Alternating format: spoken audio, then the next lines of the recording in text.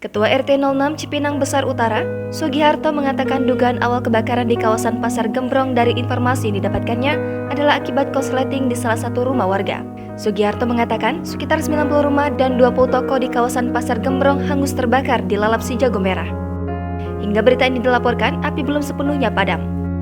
Kebakaran yang terjadi di Pasar Gembrong, Jatinegara, Jakarta Timur masih berlangsung hingga Senin, 25 April 2022 dini hari pukul 1.40 waktu Indonesia Barat. Petugas pemadam kebakaran masih berjibaku memadamkan kobaran api. Rizky mengatakan kebakaran sulit untuk dipadamkan karena banyak warga yang menonton dan berkerumun. Mengenai jumlah korban, menurutnya belum ada informasi yang bisa diberikan. Ia juga mengungkapkan tidak bisa memperkirakan kapan kebakaran bisa benar-benar dipadamkan. Terkait kerugian, warga saat ini belum bisa merinci berapa banyak objek yang terbakar.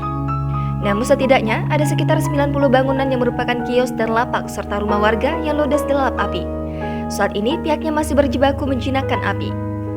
Sebanyak 25 unit pemadam kebakaran dikerahkan untuk meredakan amukan si jago merah di kawasan Pasar Gembrong, Jatinegara, Jakarta Timur, Minggu 24 April 2022 malam. Sekitar pukul 23.45 waktu Indonesia Barat, datang 4 unit tambahan pemadam kebakaran.